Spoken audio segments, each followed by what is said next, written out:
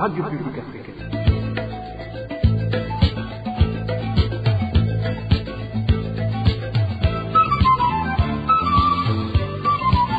Radio Publique Africaine.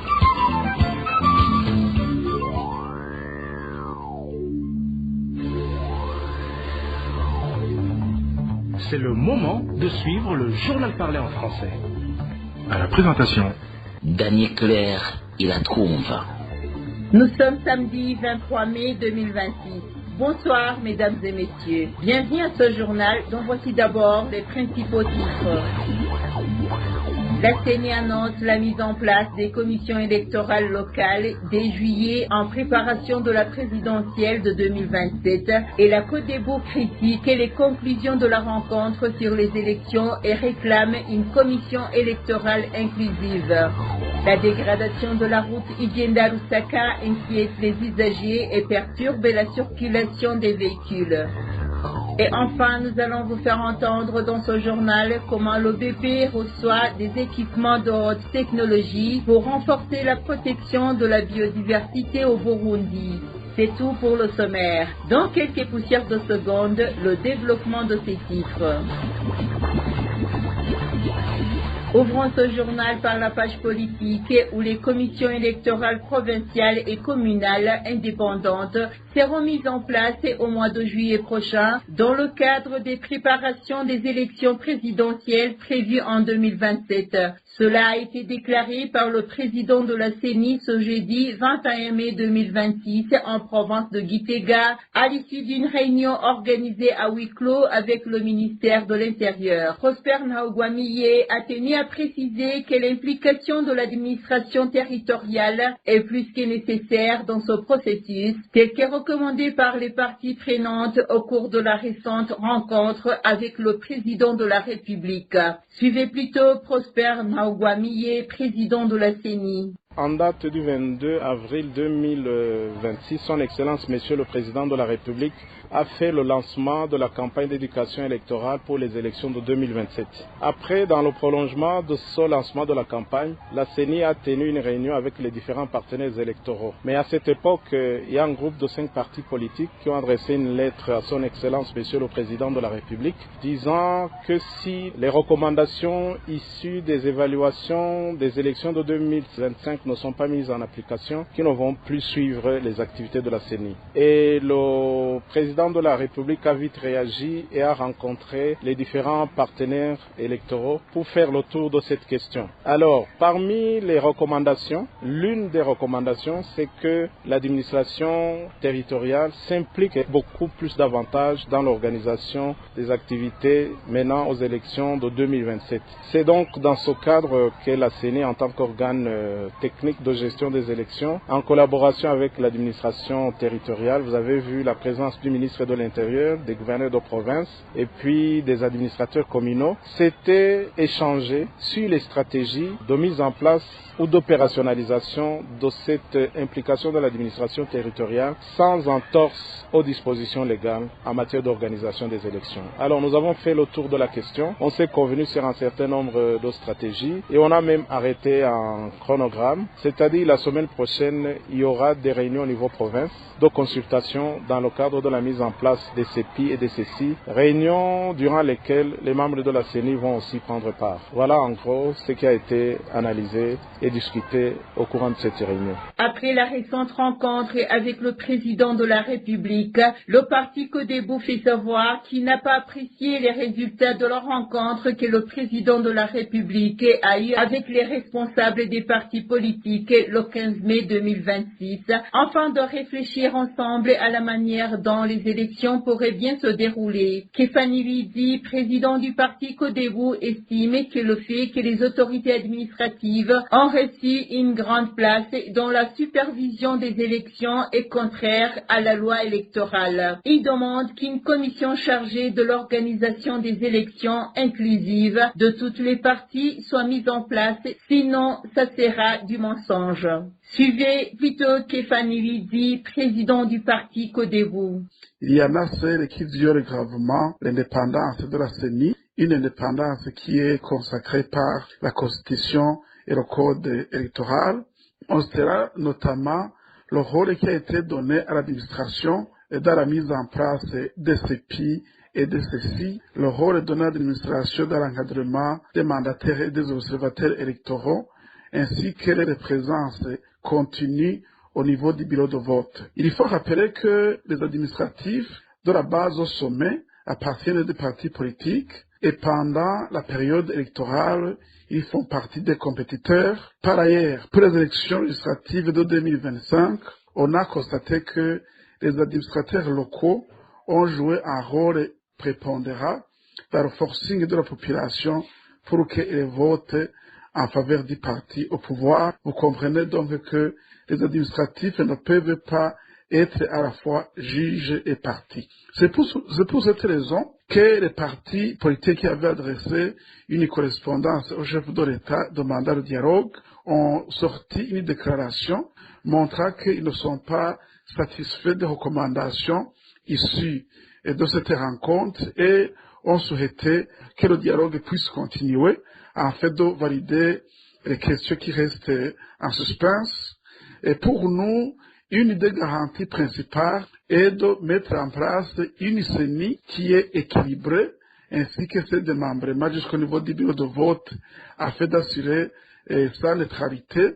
Comme ça, on pourrait analyser d'autres points, mais il y a déjà un organe qui peut rassurer tout le monde. Dans la librairie de société, la Régie des eaux dit que, dans un délai de 2 ans, toutes les zones du pays qui ne disposent pas encore du courant électrique seront desservies. Propos du directeur général de la Régie des eaux, Jean-Albert Manigomba, précise que des équipes de techniciens ont déjà été déployées dans ces zones afin d'évaluer les besoins nécessaires à la mise en œuvre de ce projet. Suivez plutôt Jean-Albert Manigomba, directeur général de la Régie des eaux. À la Régie des eaux, nous avons déjà commencé le projet d'électrification de toutes les zones. Nous nous sommes fixés l'objectif que dans un délai ne dépassant pas 2 ans, toutes les zones du Burundi auront l'électricité. Nous avons rencontré des difficultés ces derniers jours. Les équipements n'arrivaient pas comme nous le souhaitions en raison de différents problèmes.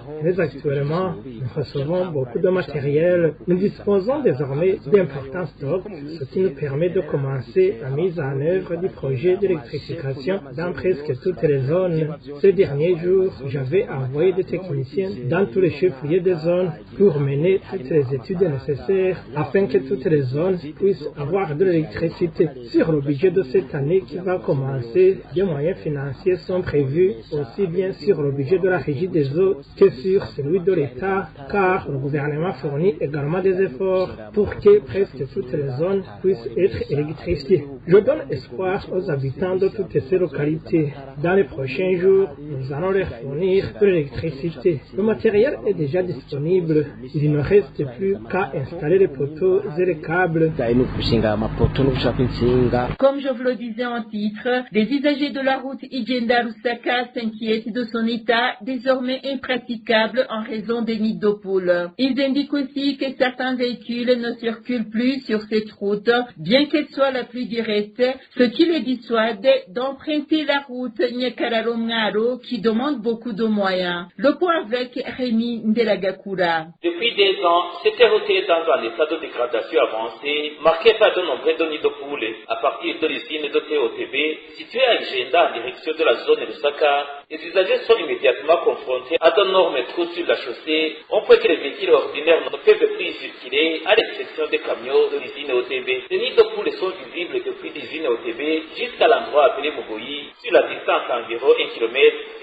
De là jusqu'à Mubarazi, la route reste dans le même état sur près de 2 km. La situation est identique jusqu'à la limite entre les communes Mugongomanga et Lusaka, sur environ 1 km supplémentaire. Les mêmes dégradations se poursuivent ensuite depuis cette frontière jusqu'à Rugoti, sur la colline Mathiazo de l'ancienne commune Lusaka, puis dans la descente de Rugoti jusqu'au centre de l'ancienne commune Lusaka, soit environ 3,5 km de la route fortement endommagée. Les transporteurs de personnes et de marchandises ont fini par abandonner cette axe routière à cause de sa dégradation avancée. Ils préfèrent désormais emprunter la route de Nyakararo jusqu'à la zone Makamba, puis passer à Bunyange, où la route reste relativement praticable. Cette situation entraîne toutefois des coûts de transport très élevés. Seuls les véhicules de Cobox continuent encore d'assurer le transport des passagers, tandis que les minibus IAS ont cessé d'y travailler à cause de mauvais état de la route. Les transporteurs, comme les habitants, estiment que cette route Igenda-Lusaka a été fortement détériorée par les véhicules de l'usine OTB. Ils demandent ainsi qu'elle soit réhabilitée dans l'intérêt de la population.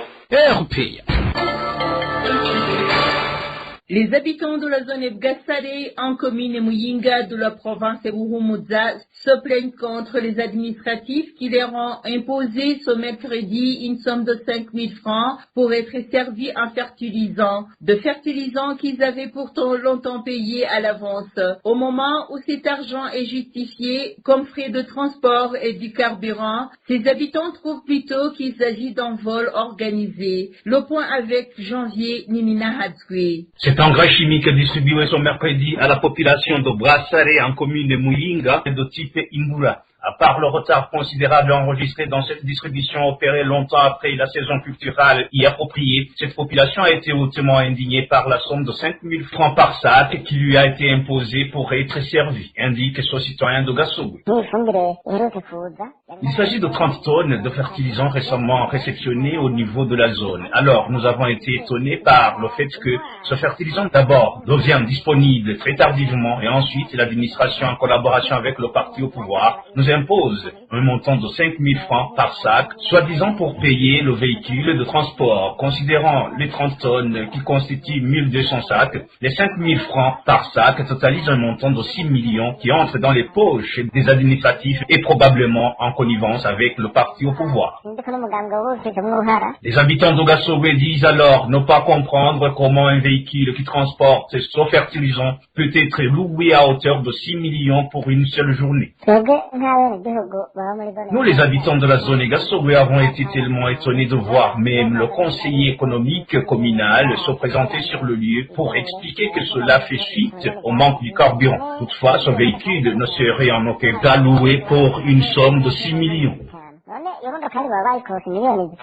La population de la zone Bgassare trouve plutôt qu'il s'agit d'un vol organisé entretenu par les administratifs en collaboration avec le parti au pouvoir. Merci à toi, Janvier Ninina Hatsui. Nous vous informons que l'engrais a été livré ce mercredi. Et pour ce qui est des boissons fabriquées au Burundi, la majorité de la population s'insurge sans cesse contre les boissons fabriquées au Burundi et néfastes à la santé humaine. Certains citoyens de la capitale politique et d'Itega qui se sont entretenus avec la RPA soulèvent la négligence de l'État quant à la valorisation de leur santé. Ils indiquent qu'il est inconcevable que ces boissons soient prohibées, mais qu'elles soient toujours commercialisées au grand jour. Suivez l'un de ces citoyens.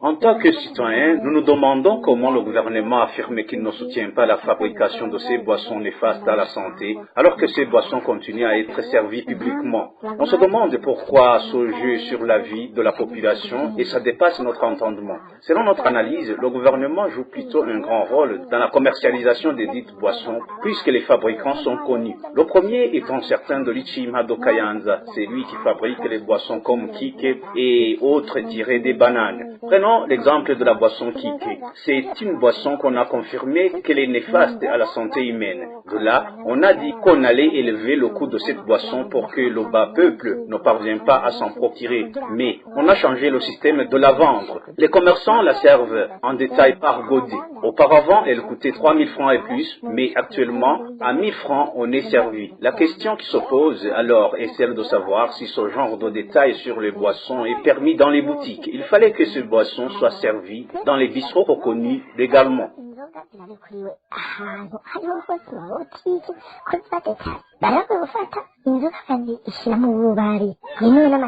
Ils ajoutent qu'il est incompréhensible que les fabricants de ces boissons soient connus, mais leurs industries continuent à fonctionner sans aucune inquiétude.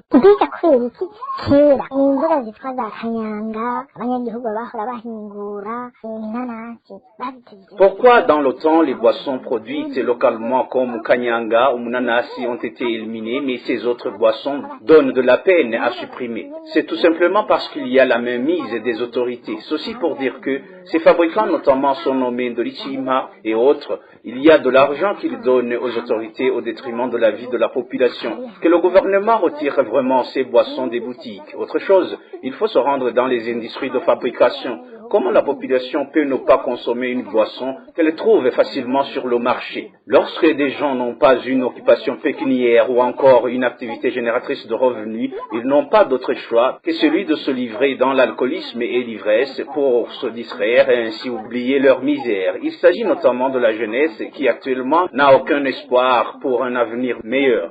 Que le gouvernement cesse de nous mentir parce que c'est lui-même qui soutient la commercialisation de ces boissons puisqu'il en connaît les fabricants. Le chef de l'État lui-même n'est jamais fidèle à ses propos et promesses.